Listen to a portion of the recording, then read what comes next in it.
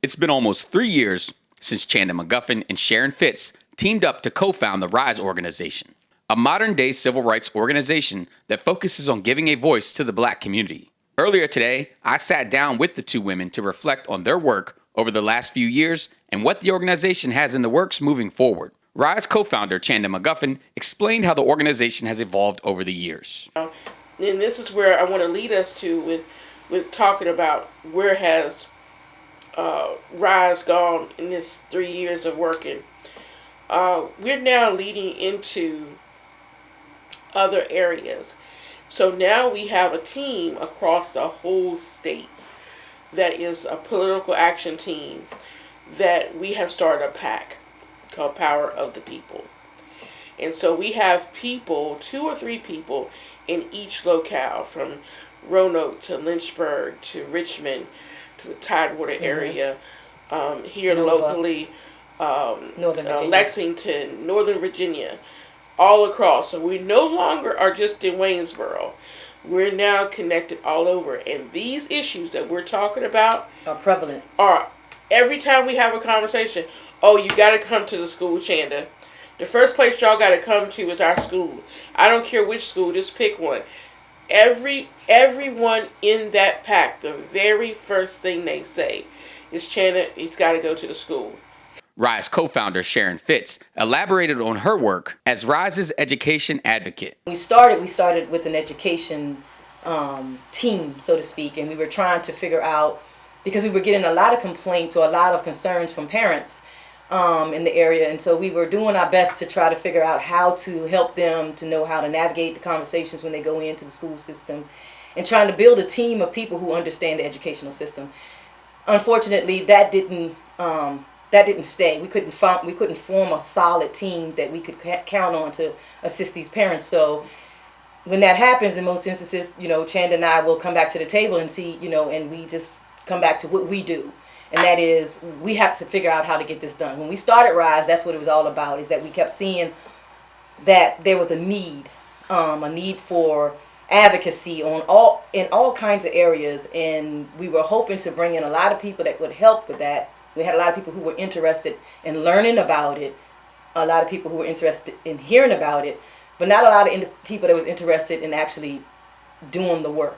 And the work is not easy. It's tedious. It requires a lot of manpower and hours into that. So yes, the educational part is very important because there are very systemic problems within the school systems. RISE holds an annual reading camp for area kids. McGuffin said RISE's work with those children had a major impact. We were seeing children come to our camp that the parents had documented paperwork where they couldn't read, where they couldn't comprehend, where they were, they had ADHD, they had this, they had that.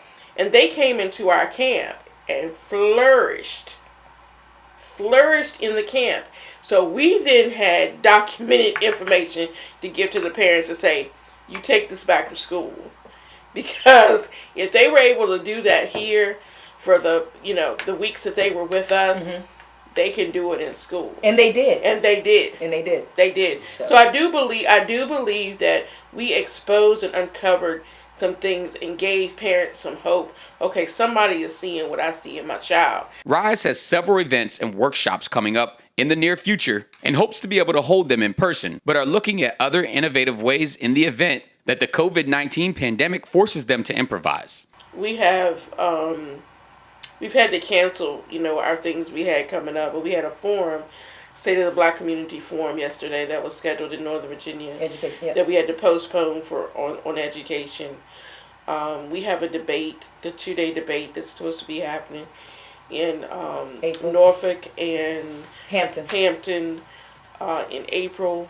We are looking at logistics to possibly do that by video versus in live stream versus having everybody in the same place. So in our upcoming events, we have signature events, like we have the Women's Summit that's going to be coming up in May. And for that weekend, we hope that we can continue and do that. It's comedy shows. It's still on schedule. The women said they are not trying to attack people or stir the pot and are looking for solutions for real problems. We're not doing this just to, what do you call it, relevancy. We're not trying to just become relevant. We're not trying to be known as radicals or whatever. We're trying to address problems that people have made seem that so complicated when it's not. It's the problem is what it is. It's how we deal with it. And the fact is, in most instances, we're not dealing with it. And so, and that's the real problem. And so what we're doing is pointing out the problem that everybody they know about but don't want to talk about, and then addressing it. If no one knows how to do it, we'll give them solutions. We'll suggest to them what we believe we can try. And that's what I feel like we do the best. Another program Rise is implementing is a Call to Kings, which encourages Black men to come to the table, have real conversations, come up with solutions, and get actively involved in the community. We have the Call to Kings.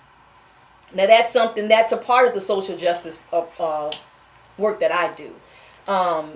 And it's important that we start bringing men, and especially Black men, back to the table and back to the community. Breaking Through will be releasing another report this week on Rise's advocacy work with a Black Stanton High School honor student with a disability that was suspended following a fight with a white Stanton High School student. Rise says the fight was mutual and that the white student threw the first punch, yet the Black student was expelled and has not been back to the school since September of 2019. Check back with Breaking Through News for that report later this week. In Waynesboro, Theodore Whitelow, Breaking Through News.